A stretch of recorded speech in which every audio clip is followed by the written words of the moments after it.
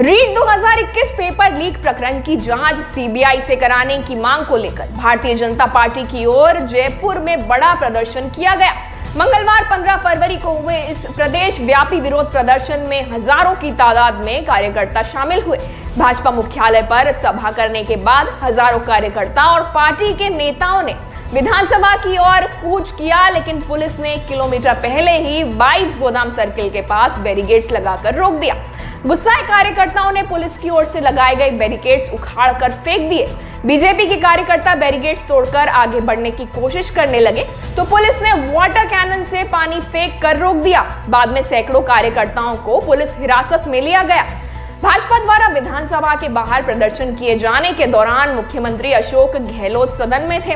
राज्यपाल के अभिभाषण पर चर्चा के बाद जवाब देते समय गहलोत ने भाजपा के प्रदर्शन पर चुटकी ली। उन्होंने कहा कि विधानसभा के बाहर वे लोग प्रदर्शन कर रहे हैं, वहां उनकी दुर्गति हो रही है, लोग आ ही नहीं रहे और नेता लोग इंतजार कर रहे हैं, इनकी तो पोल खुल गई है। मुख्यमंत्री अशोक गहलोत ने कहा कि राज्यपाल के अभिभाषण पर पक्ष विपक्ष की बहस होती है, उसके बाद जवाब दिया जाता है, लेकिन दुर्भाग्य से बहस तो हुई ही नहीं, केवल सत्ता पक्ष के लोगों ने अपनी बात कही। भाजपा के सदस्य तो सदन में मौजूद ही नहीं है, अब किससे जवाब दें। इसके बाद करीब 1 घंटे तक मुख्यमंत्री ने अभिभाषण पर अपना वक्तव्य दिया। ये थी रीट पेपर लीक पर राजनीति। अब देखते हैं सच क्या है। सच ये है कि हर कोई बेरोजगार युवाओं के नाम पर जेबें भरने में और राजनीतिक गोटियां खेलने में व्यस्त है। सरकार को युवाओं के अंधकारमय भविष्य से ज्यादा चंद लुटेरों को बचाने की चिंता है। विपक्ष को लग रहा है कि उसकी झोली में अचानक बड़ा मुद्दा आ गिरा है, जो उसकी 3 साल की निष्क्रियता और आपसी फूट पर पर्दा डाल देगा। और अफसर वे दोनों पक्षों को उलझाकर उस बंदर जैसा व्यवहार कर रहे हैं जो बिल्लियों को लड़ाकर उनकी रोटी छीनने में माहिर है। परेशान हो रहे हैं तो केवल राजस्थान के बेरोजगार युवा जो हर साल नौकरी का सपना देखते हैं, साल भर मेहनत करते हैं और फिर शून्य पर आ जाते हैं। उन्हें लगने लगा है कि आसुरी शक्तियां मिलकर उनके बदन के फटे कपड़ों तक को नोच खाएंगे। होने को हमारे प्रदेश में एक से एक लोकप्रिय नेता हैं, लेकिन उनकी चिंता बजटीय घोषणा और दिखावटी हमदर्दी से आगे नहीं बढ़ पाती।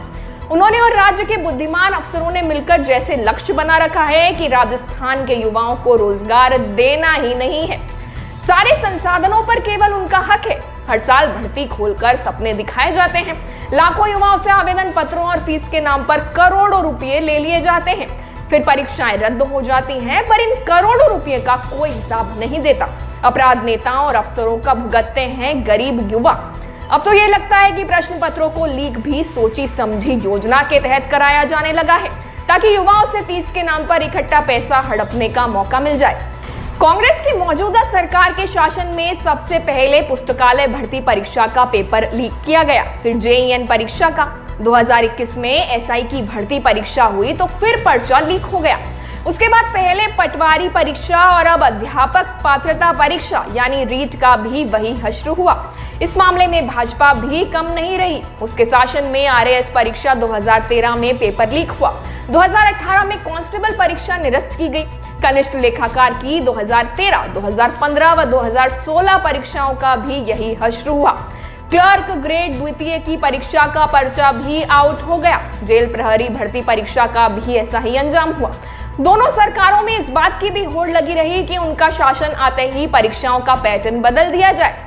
शायद इसी बहाने उन्हें निरस्त करने और अंधाधुंध कमाई के नए नए तरीके निकाले जाते रहे। क्या है सच पर आपकी राय हमें कमेंट बॉक्स में जरूर बताइए।